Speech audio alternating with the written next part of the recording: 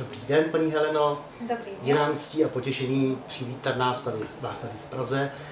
Jenom hned na začátek, jestli si mohu dovolit takovou otázku, jak je možné, že taková křehká bytost, která vyznává hodnoty neslučitelné s naší politikou, jak je možné, že se dostala do nejvyššího politického orgánu Slovenska a notabene tam ještě přednáší v podstatě osudovou řeč, která vyvolala obrovský ohlas i u nás v Čechách.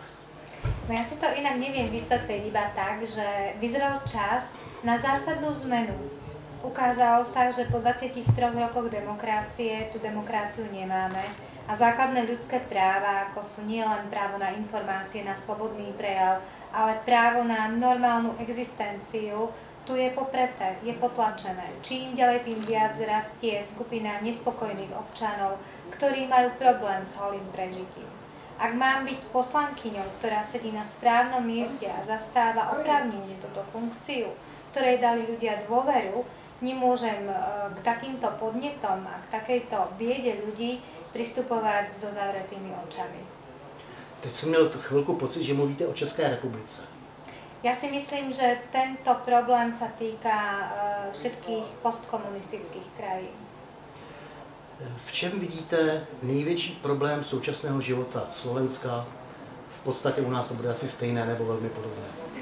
Vidím to v tom, že krajinu riadia nezrelí a duchovne neušľachtili ľudia. Ľudia, ktorí nevyznávajú základné hodnoty, ľudské hodnoty, pre ktoré by mali byť predurčení na to, aby niesli zodpovednosť za ovplyvňovanie ich životov a osudov. A myslíte si, že ten systém, tak jak je nastavený, a který umožňuje, aby v čele našich národů se mnohdy ocitali lidé, kteří nemají tuto hodnotovou výbavu a orientaci. Je možné tento systém nějakým způsobem změnit? Ja v to dúfam a pevne verím, ak by mi niekto zobral nádej a moju vieru v to, že sa to zmení, môj život a pôsobenie v parlamente by stratilo zmysel. Ještě jeden malý dotaz. Kolik máte kolegů v parlamentu a kolegyní, kteří uvažují, když ne stejně, tak hodně podobně vám? Ja si myslím, že počet tých ľudí, ktorí budú rozmýšľať rovnako a budú kráčať tou istou cestou, bude narastať. Cítim sa byť priekopníkom toho, ako otvoriť srdce misii pomoci ľuďom. Politika nemá byť o obchode a o chladnom obchodnom kalkule. Politika má byť predovšetkým o pomoci ľuďom. Přeci jenom ještě jednu otázečku, já jsem říkal, že bude poslední, tak tohleto. Myslíte si, že je nějaká legitimní cesta, jak tento proces urychlit? My máme zkušenost, že ještě poměrně velká část obyvatelstva nevnímá a neuvědomuje se, co se děje a kam to spěje. Myslíte si, že je cestou zvýšení informovanosti, nezávislá média nebo nejaký iný nástroj? Určite je potrebné posilňovať osvetu smerom k tým ľuďom, ktorí zotrvávajú v nevedomí. Ukázať im, že za to, že ich sociálno-ekonomický stav je zlý, zodpovedá a na tom svoj podiel a zodpovednosť nesie aj garnitúra, ktorá riadi krajinu.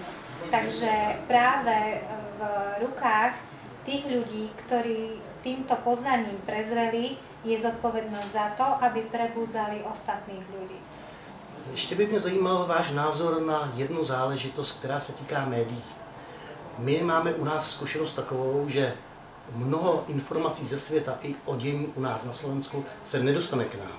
Mnoho podstatných informací. Na druhé straně řada jiných zpráv je modelovaných, nejsou o tom, co se skutečně děje. Máte v tomto směru na Slovensku určitě své zkušenosti a my právě u nás v Čechách se připravujeme spustit něco podobného, nezávislý svobodný vysílač. Ja vám budem v tomto smere držať palce, pretože ja sama vidím, akú významnú úlohu v obrodeneckom procese na Slovensku zohral práve slobodný vysielač, ktorý je symbolicky zasadený do miesta povstania opäť v Banskej Bystrici. Opäť to svedčí len o jednom. Ak sa národ nepoučí zo svojej minulosti, je predurčený, aby ju znova prežil.